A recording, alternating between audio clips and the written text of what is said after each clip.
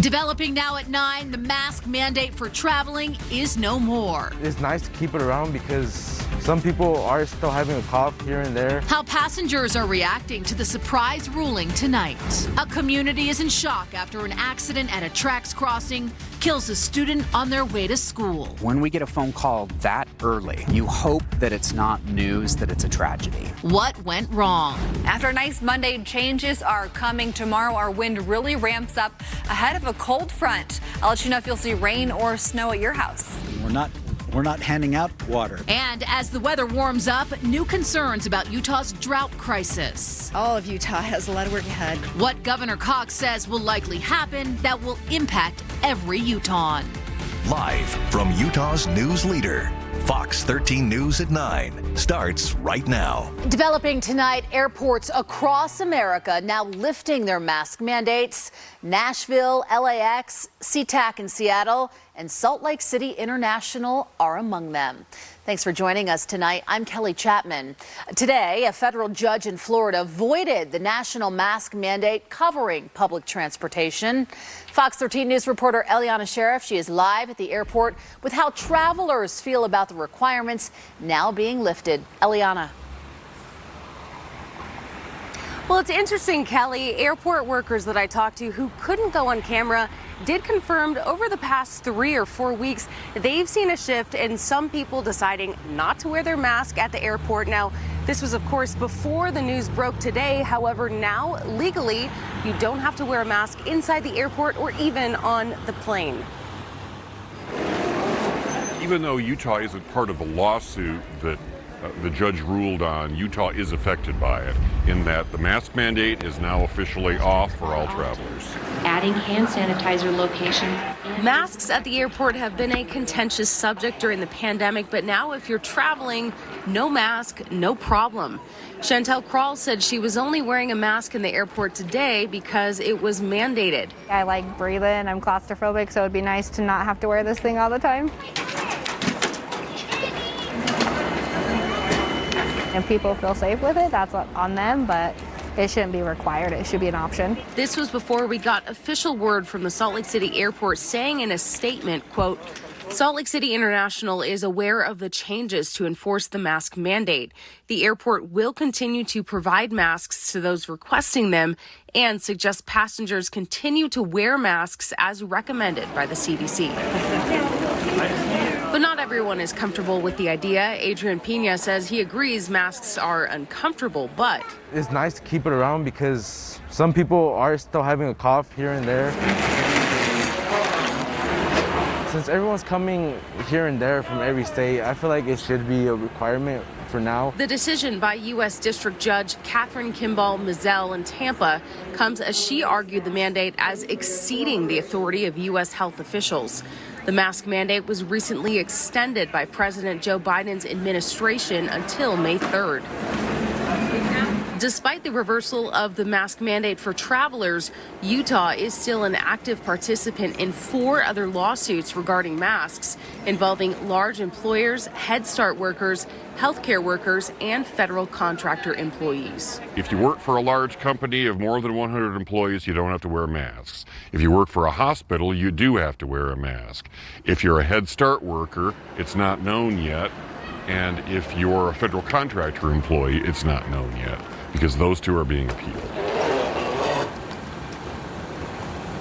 And the White House announced that it will be reviewing the decision, but they confirmed that TSA will stop enforcing a mask mandate. Live in Salt Lake City, Eliana Sheriff, Fox 13 News, Utah. Eliana, thank you. Multiple U.S. airlines, including Delta, United, American, and Southwest, are dropping their mask requirements on domestic flights. Amtrak trains will also no longer require face masks for passengers and employees. Meanwhile, UTA will continue to require masks on all trains, buses, and rideshare vehicles. Any changes are currently being reviewed by their legal counsel. New tonight, the Millard County Sheriff's Office has released the identities of 3 people killed in a house fire in Delta over the weekend. They are 53-year-old Ronald Smith, 62-year-old Patty Warren, and 76-year-old Michael Smith Sr. 2 other people and a pet dog were able to escape the fire with only minor injuries. Authorities say wind played a role in the size of this fire. The cause is still under investigation. Tonight, police with the Utah Transit Authority are investigating after one of its Blue Line trains hit and killed a local high school student in Sandy this morning. UTA says the Jordan High student was riding his bike, lifted the gate at a crossing to get under it. He did not see the train coming in the other direction. He died on scene. Tonight, a Jordan High School student is dead in the Canyon School District community, certainly grieving. The student lost his life, as I mentioned, on the way to school. Fox 13 News reporter Emily Tenser, she is live at the intersection where it happened, where Canyon School District families have started putting together a memorial. Emily. Kelly, it's a sad, somber night here at the crossing near the historic Sandy track station. Right now, friends and families of that Jordan High School student are gathering to mourn together and comfort one another during this time. I'll kind of show you what the scene is looking like right now with this small vigil. It's a very personal, private event going on, so we don't want to get too close. People have brought balloons, flowers, and signs to honor that teenager. The name of the student hasn't even been released yet, but Canyon School District families are already feeling the weight of this tragedy. When the sound goes off and the gate drops down, these aren't suggestions, they're warnings. Trains could speed past in an instant. When we get a phone call that early, when students are headed to school, you hope that it's not news, that it's a tragedy. Jeff Haney with the Canyon School District says a Jordan high schooler was biking to school when they stopped at this crossing near 190 East and Main Street. The student waited for the first train to pass, then lifted up the gate and walked into the crossing, unaware of the second train coming from the opposite direction. Quite often people will see the first train that clears the crossing and they won't see the second one. The student died at the crossing from their injuries. Valeria Martinez saw the scene. In the morning I came to drop my kids to school. So I see the police and everything. Students, neighbors, and parents like Martinez stopped by after school Monday to build a memorial for the teen. Unfortunately, the Canyon School District is familiar with tracks-related tragedies. We've had situations where students were injured, some fatal injuries. Haney says the last fatality was back in 2020. Martinez says her children saw it happen. They saw everything, so this is hard. Crossing guards and aides were at the tracks intersection after school to remind students how to safely cross the lines. Martinez says she had a talk with her kids, begging them to pay attention and look out for danger. He likes to go in the skateboards or in the bike, and I told him you have to be careful because the district made sure that grief counselors and other trained staff were ready at school today to help those students who were in need of emotional support. The principal also sent out resources and other services that will continue to be available to those who need them right now. Reporting live in Sandy, Emily Tenser, Fox 13 News, Utah. Tomorrow, Chad Daybell and his wife, Lori Vallow Daybell, will face an Idaho judge once again. It was just last week Lori was released from a state mental hospital and was found competent to now stand trial. The two face several charges relating to the deaths of her 2 children, JJ and Tylee, and Lori and Chad's previous spouses, Charles Vallow and Tammy Daybell. Fox 13 News will have live coverage of the court proceedings tomorrow. Easter travelers kept Utah Highway Patrol busy this weekend. Troopers were out and about, keeping an eye on drivers, making sure they were following the law. Sergeant Cameron Roden with the Utah Highway Patrol said there were no fatalities over the weekend, but despite the holiday, troopers still saw people driving dangerously. Just through the weekend, they found 52 drivers that were traveling over 100 miles per hour, and several of those were combined with several other very dangerous behaviors, such as impaired drivers, distracted drivers. Trooper Roden also says dangerous driving is not tolerated and that all drivers must do their part to keep the roads safe for everyone. Gorgeous blue skies, sunshine, and warmth today, Allison. It's a good way to start the work week. Yes, absolutely. We're going to be cooling down a little bit, especially by next weekend, but it's currently 65 here in Salt Lake City, in the 40s over in Tooele, 66 for Farmington, 66 for Ogden. Down into Provo, currently 60 degrees. So a really nice Monday here across Utah. I mean, we're getting ready for bed and it's still nice out. If your house is a little warm, even if you crack the window right now, it's really probably not going to do too much, especially down in St. George. It's 80 degrees currently. Wind is a lot calmer here across the state compared to earlier today, and much calmer than it will be tomorrow afternoon. A storm is approaching from the west. We're starting to get some clouds moving in here to Utah, but when you wake up tomorrow morning, we'll see even more clouds. By 7 a.m., mostly cloudy sky, temperatures near 50 for an overnight low. A lot of wind tomorrow, some chances for rain and snow, and then a pretty big cool down. I'll let you know when, coming up. And we've raised around $1 million worth of aid. A Ukrainian woman from Utah's fundraising efforts led her to create a nonprofit to help her homeland. Game 2 between the Jazz and Mavericks. Can the Jazz return home with a 2-0 lead? I'll have the highlights and post-game reaction. I thought it was pretty romantic. It's the cutest thing I've ever seen. It was a great moment to be caught. You've heard this phrase, dance like no one is watching. In this case, everyone was. The story behind one couple and their display of love seen on the news by thousands of people. One of the Ukrainian cities considered relatively safe until now has come under attack. At least 7 people have been killed in Lviv following what appears to be a series of missile attacks there. The mayor of Lviv called today's attack, quote, genocide. Ukrainian President Volodymyr Zelensky has formally announced Russia has begun now its second massive phase of this war targeting the east. He says Ukraine will not give up any territory there. A Ukrainian woman who is a BYU alum has raised about $1 million so far, even starting a nonprofit to help those impacted by Russia's invasion. Fox 13 News reporter Chris Arnold spoke with the woman who's currently in Lviv giving aid to those who need it. It was just paralyzing when everything happened February 23rd, watching missiles. It was the worst day of my life by far. It was then that Svetlana Miller, a native of Kyiv who came to Utah for school at 17 years old, decided she had to do something. We just knew that, every day mattered. Miller and her husband began by trying to raise money to purchase a couple of drones at $2,000 apiece. Within days, she says, they raised more than $70,000. And Miller says it didn't stop there. We've raised around $1 million worth of aid in cash. Along the way, Miller started this nonprofit, toukrainewithlove.org.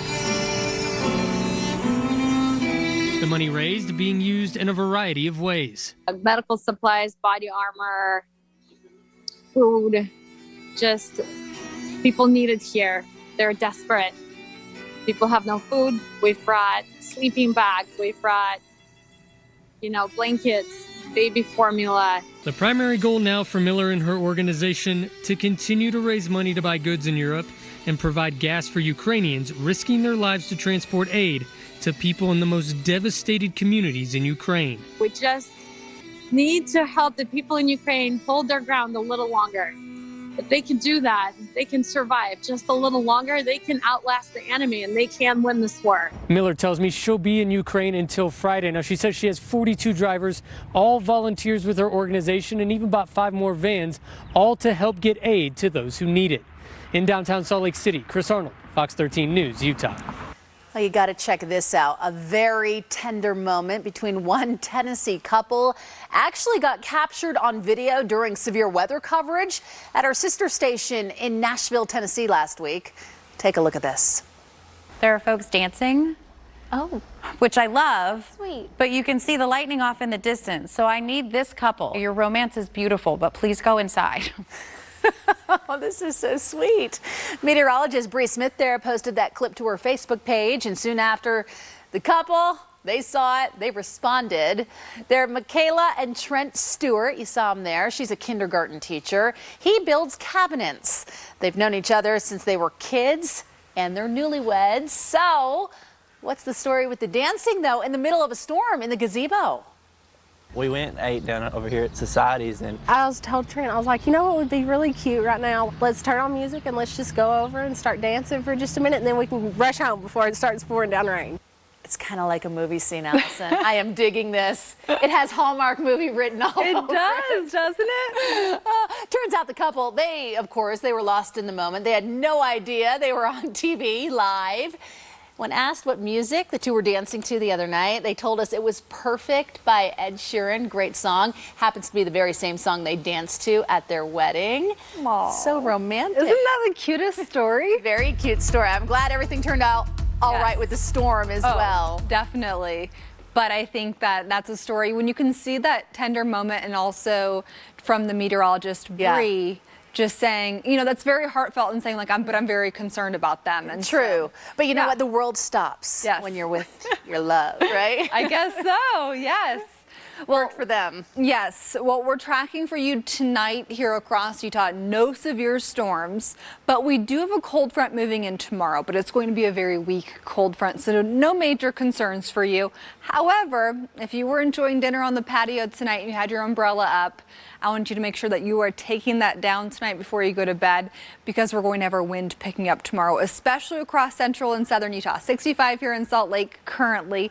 Temperatures are still really nice, so maybe you're still tempted to hang out on the patio this evening. 60 in Provo, 66 for Ogden right now. St. George, it is 80 degrees still down in southwest Utah. So we've got a cold front off to our west that arrives tomorrow. Ahead of this, we started to see some clouds moving in, made for a very pretty sunset, and wind advisories have been issued for tomorrow for southeastern Utah and south central Utah. So about Price down through Emery over towards the Lake Powell area, over towards Colorado City. So this does include Moab, Arches, Canyonlands, up through Green River. So we've got wind advisories for tomorrow. Wind really picks up tomorrow after lunchtime. So really 2 o'clock tomorrow is when things are going to get going. By 3:30, this area of purple that you're seeing south of I-70, those are wind gusts up to 55 miles per hour. This is enough to damage things in your yard that's not secured. This is enough to create areas of patchy dust, so low visibility could be a concern tomorrow. We are going to see some breezy conditions here along the Wasatch Front also, and along I-80 out through Wendover as we're wrapping up the workday. So by the evening drive, we still have really tough conditions, especially in the southern half of the state and eastern Utah, all the way up towards Vernal. So that's going to keep you through about 8 o'clock tomorrow night, and then we're going to see much calmer conditions. So tomorrow morning when you wake up here in Salt Lake City, it'll be close to 50 degrees. We'll have mostly cloudy sky by 7 a.m. So we see increasing clouds tonight. Overnight temps not bad, but tomorrow we're not going to be nearly as warm as today. We're going to shave about 5 to 10 degrees off of those daytime highs tomorrow compared to today. But 6 o'clock tomorrow morning, we're close to 45 to 50 for much of the state, including here in Salt Lake City. Tomorrow, high of 64 for Salt Lake with increasing wind and increasing clouds. Tomorrow at 4 o'clock, mid-60s for Provo, 63 for Tooele, 60 for Ogden at that time. And then our chance of precipitation here in Salt Lake City starts to go up. So Tuesday night, we're widespread here in Salt Lake City. By Thursday through this upcoming weekend, we're going to continue to see likely chances for rain here in the valleys and more on and off active weather through the weekend. St. George, windy tomorrow, 85. Windy on Thursday, 82, much cooler by Friday, high of 60. And here in Salt Lake City, 60s through Wednesday, 70 for Thursday. Much cooler this weekend, close to 50 degrees. Chances for rain. Getting warm down in southern Utah. Allison, thanks so much. Still ahead, it has happened again. Vandals defacing Zion National Park with this graffiti. How the park is now trying to stop this trend. And cases of avian influenza have been confirmed in Utah, where it was found and what you need to know if you have backyard chickens. Welcome back, everyone. Avian influenza has been detected in Utah as cases continue to rise nationwide. Utah's Department of Agriculture and Food found the virus in a small backyard flock of chickens in Utah County after their owner found 2 of them dead. And while the virus was found in chickens, it is commonly spread by waterfowl migrating across the country. During the migration, they are a high risk to backyard flocks, anything that's not under shelter that has access to waterfowl, particularly if they are on a native water source, a river, a pond, if they're next to anything like that. Chicken owners are advised to keep their birds in coops and to contact the department if they notice symptoms in their flocks as soon as possible. So far, there have been no cases reported in humans. The Utah Division of Wildlife Resources would like to remind everyone to keep their dog on a leash when camping or hiking. The DWR says even though it's not illegal to keep dogs off a leash, it is illegal for dogs to chase wildlife. Faith Heaton-Jolly with DWR says despite some areas not requiring dogs to be on a leash, it is still wise to keep them leashed, all to prevent them from chasing that wildlife. So it's just a good idea for that reason to just always keep your dog leashed, just because sometimes when dogs are out in nature, if they see another wild animal or something, they kind of act on that natural instinct to chase. And so this just helps prevent that and keeps everybody involved safe. Jolly also said it is possible for dogs to be injured if they're let loose. She recommends dogs be up to date on their vaccinations just in case they get bit. As a result, we're really worried about what this year is going to hold. Here at Jordanelle Reservoir, you can see the water levels are really low. As the state gets ready for another rough year of drought, what changes the government is planning to implement to save water? Graffiti like this can be annoying anyway, but it's especially troubling at one of Utah's natural wonders. We really want to empower visitors to help us keep Zion. Why Zion National Park is sounding the alarm, coming up. The Mavericks were without Luka Doncic for the second game in a row. Did that mean another Jazz win?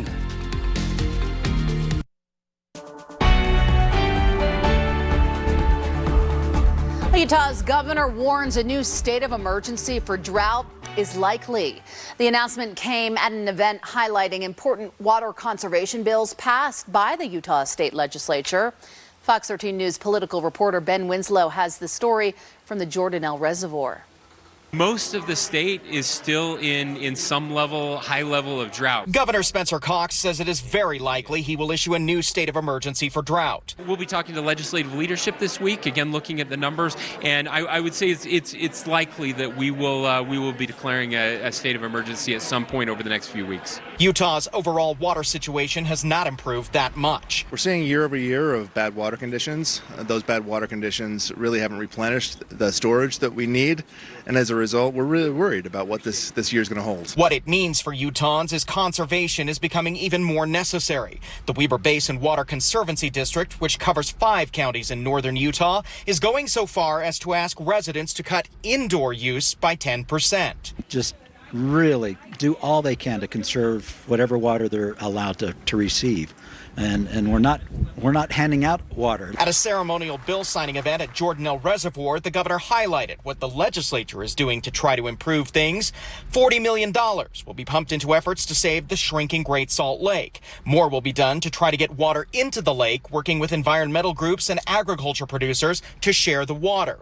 The Great Salt Lake has dropped 11 feet as a result of water diversion, drought, and climate change, and it threatens the ecosystem. They're a step in the right direction.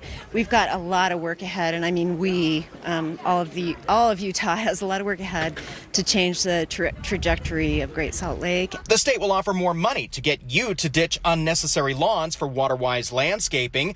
Other bills signed include creating a priority list in water shortages, ensuring conservation is a part of future development planning, and a dramatic expansion of secondary water metering in Utah, which tracks how much outdoor watering you do. Communities who have metered their secondary water systems have found up to 25 to 40% water savings. State officials say that while we have gotten a few good storms lately, it of course doesn't end the drought. Right now, 99% of Utah is listed in severe drought. And on top of that, nearly 40% of the state is in the worst category extreme drought. At Jordanelle Reservoir, Ben Winslow, Fox 13 News, Utah.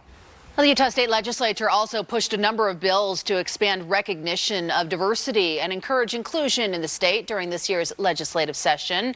Today, Governor Spencer Cox and Lieutenant Governor Deidre Henderson, they held a ceremonial signing at the Jewish Community Center in Salt Lake City. Among the bills signed is a resolution warning youth sports programs to be more accommodating to religious clothing needs after some children have reported issues participating in sports. It's going to help me because I know that I have the confidence to, if anybody tells me anything about what I'm wearing and everything like that, I can tell them that no, there is clearly in the law, it says that, you know, like I can do this and there's nothing restricting it. The other bills signed will see driver license exams being offered in multiple languages, Juneteenth recognized as a state holiday, also a resolution condemning anti-Semitism within the state of Utah. New at 9, 2 men are dead in separate rappelling-related falls in Utah's San Rafael Swell over the weekend. According to the Emery County Sheriff's Office, the first accident happened Friday in the upper black box area when the rock 50-year-old Craig Barlow of Salt Lake City was sitting on broke loose. He fell about 50 feet into 2 to 3 feet of water. He was taken to the hospital where he died. The second fall happened in Farnsworth Canyon on Saturday. 41-year-old Arlo Lott's anchor broke loose. He fell about 70 feet. He died at the scene. Well, the man accused of running over his wife and killing her inside a parking garage at the Salt Lake City International Airport will remain behind bars tonight. Sean Christopher Sturgeon was denied bail at his initial court appearance today. Police say Sturgeon had a blood alcohol level 3 times over the legal limit and was arguing with his wife Charlotte before he ran her over with an SUV on April 4th. Sturgeon is expected back in court on April 25th. The city of North Logan is now the site of an e-cigarette waste disposal site.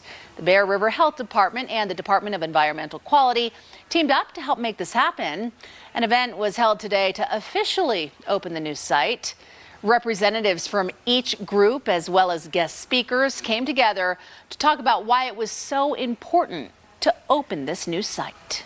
We're doing this so that we can still continue to allow our partners who are doing that important enforcement work in our community to be able to continue to do that without the threat of them inadvertently breaking another law. The e-cigarette waste disposal site is located right at the address in North Logan, that address on your screen. As National Park Week kicks off, Zion National Park sounding the alarm once again on some disturbing graffiti inside the park. Now, thankfully, park rangers, they were able to clean up the site, but as Fox 13 News reporter Spencer Joseph found out, the park is now hoping to lean on visitors to find anyone who does it going forward.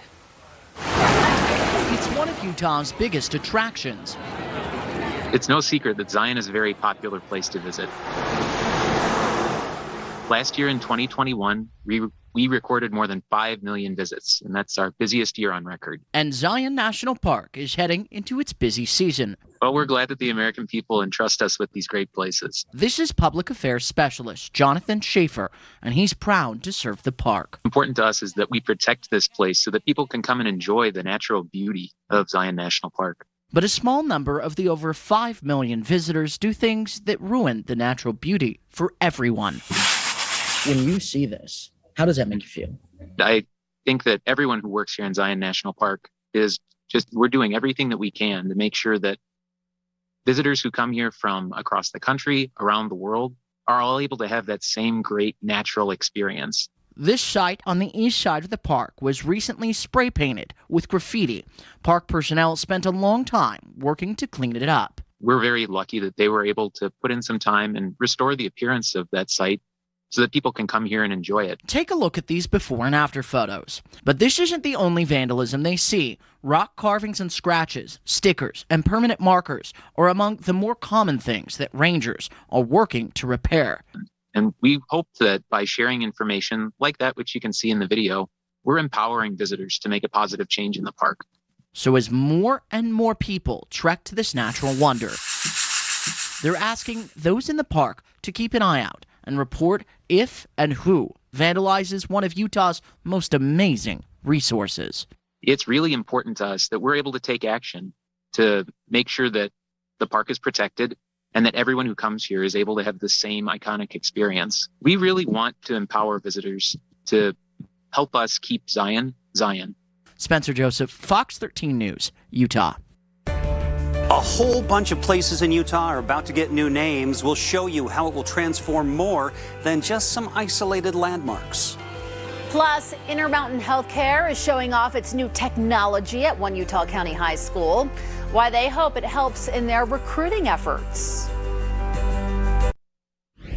A lot of Americans will soon live near places with new names. The Department of the Interior is erasing a slur we will say once so you understand the story. The word is squaw. It's considered offensive because it was most often used as a way to refer to a Native American woman as a kind of generic property. And that word is still all over federal lands. Fox 13 News anchor Max Roth has this in-depth report. This is the national list. The U.S. Board of Geographic Names has a lot of work ahead of them. 664 places, to be exact. The sites concentrated in the West, where the feds control more land. 50 of the sites are in Utah. They're scattered from Cache to San Juan counties, and you could help name them. The names chosen will transform more than just individual points of interest. We'll go to the south slopes of the high Uintas for an example. The word to be erased is on a peak, and a lake below the peak, and the creek flowing from the lake, and the basin carved by that creek. Remember this giant list? Every place has some possible new names next to it, but most are just possible inspirations from other things nearby. That peak in the Uintas could become Brown Duck Mountain or Cleveland Peak. At the heart of the Needles District in Canyonlands National Park, the canyon, flat, and campground will get new names. Possible inspirations: Cave Spring, Wooden Shoe, Virginia Park, Druid Arch, and Chesler Park. And the ridge on Highway 40 between Vernal and Colorado might get a name connected to other landmarks like Powder Spring Wash, Snake John Wash, Cliff Creek, Pole Line Wash, and First Gap. April 25th is the deadline to give the Board of Geographical Names your ideas and opinions. There's a form online, and we'll link you there from this story on fox13now.com. In the newsroom, Max Roth, Fox 13 News, Utah. Still ahead, he's become a chess champion against all odds. See why one teen is making headlines for more than just his mastery of the chessboard. Jeff. BYU basketball team has 2 players moving on in the transfer portal, and game 2 of the first round playoff series between the Jazz and Mavericks. Can the Jazz come home with a 2-0 lead? We'll have the highlights up next. Wow. Nice time. Today, some students at Lone Peak High School got some firsthand experience with some state-of-the-art technology being used right now at Intermountain American Fork Hospital.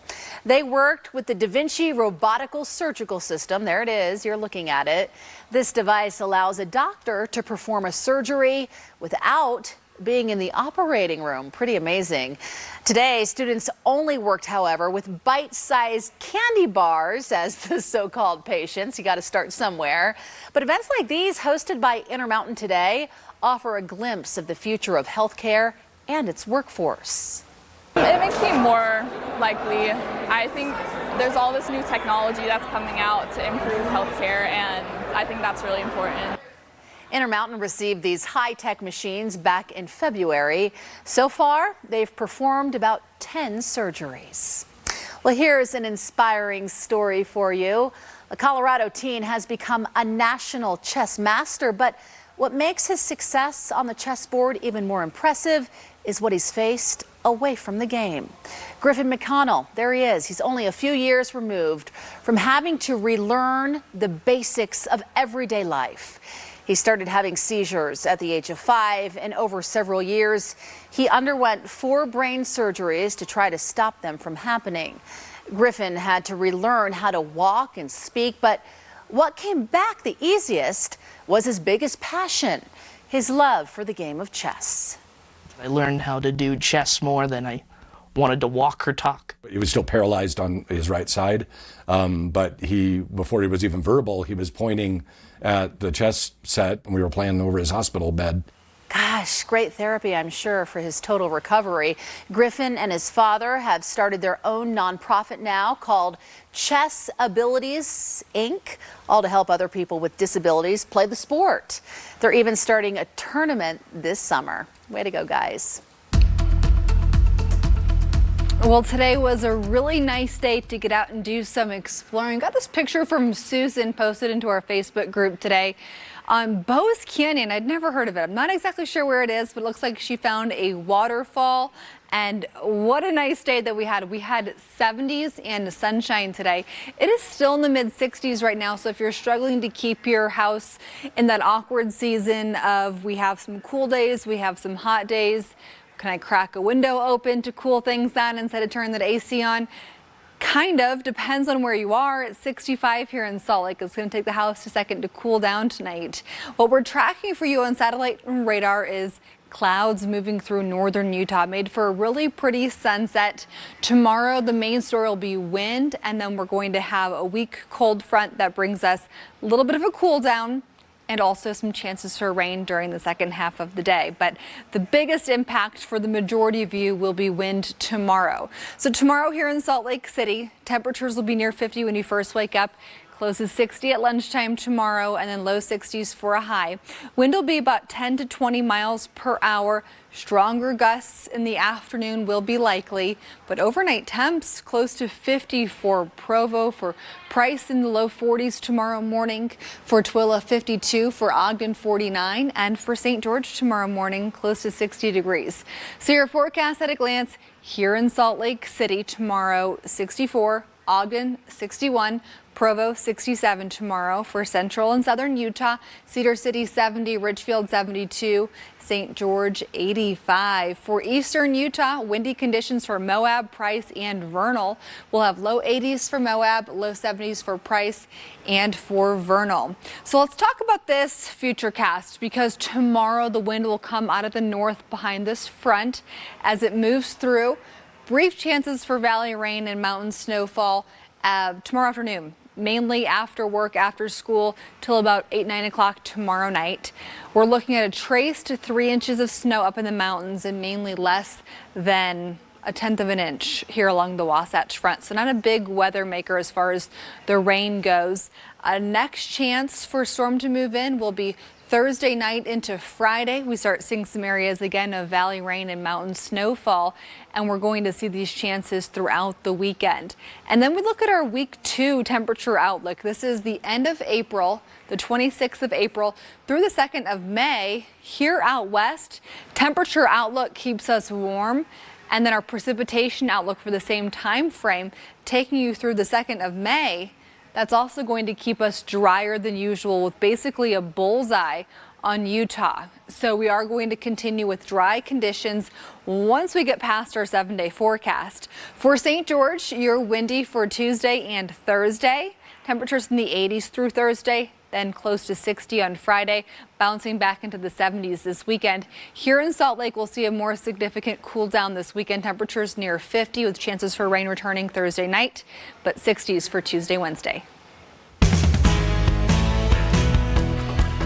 Well, for the second straight game, the Dallas Mavericks were without Luka Doncic in their first-round playoff series with the Utah Jazz. The All-Star missed Game 2 tonight with a strained calf, giving the Jazz a great opportunity to win the first 2 games in this series in Dallas. But even without Doncic, the Jazz knew it would be a tough challenge to win 2 straight in Dallas. They got Rudy Gobert involved early on. Mitchell throws it up.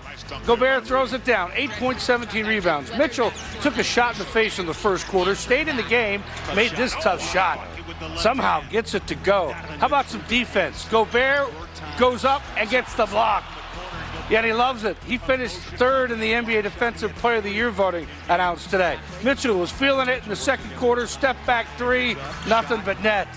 Then he does it again. Sidestep on this one. 3 is good. He had 21 of his 34 points in the first half. Jazz led it by 7 at the break. They pushed it to double digits in the third. Jordan Clarkson, 3 of his 21. Jazz were up by 10. The Mavericks should battle back to take the lead in the third, but then Bojan Bogdanovic put the Jazz up with 3. He had 25 points. The Mavericks took control in the fourth, though. Jalen Brunson, tough bucket, scores to cut the Jazz lead to 2. Then here he goes again. Another big bucket for the Mavericks, and that put him up by 3. He scored a career-high 41 points. The Jazz did rally back. Mitchell, tough bucket here, scores it to put the Jazz up 2 with under 5 minutes to play. But the Mavericks made the big shots from 3-point range. Maxi Kleber, back-to-back threes late in the fourth. And then it's Dorian Finley-Smith for 3. Dallas made 22 three-pointers, beat the Jazz 110-104 to tie the series at 1 game apiece with Game 3 on Thursday in Salt Lake City. You don't run from the things that you feel like you need to do better, but I think there's also the flip side of it, that you don't hang your head when you play against a team that played very well tonight, and the game goes down to the wire. So again, there's a difference between overreacting and responding, and you need to respond. We've been in these situations before over the course of the entire season, and that's something we've got to dig in and execute better on. Big college basketball news at BYU. Caleb Lohner and Gideon George entering the NCAA transfer portal. I was told that Lohner will officially enter the portal in the next day or two after finishing his sophomore season at BYU. Best of luck to them, and we'll see if the Jazz can turn things around on Thursday. Jeff and I were talking about it in the commercial break, and I like your theory of how it's going to just build more excitement. Oh, yeah. It's going to be rocking here in Salt Lake City in the Viv on Thursday for Game 3. And Saturday for Game 4. Yep, right. Can't stop at Thursday. Yeah. Thanks, Jeff. We'll be right back. Well, are you wearing your shoes around your house? You may want to think twice. Researchers with 360 dust analysis say leaving your shoes on inside the house could bring in potentially harmful pathogens from outside.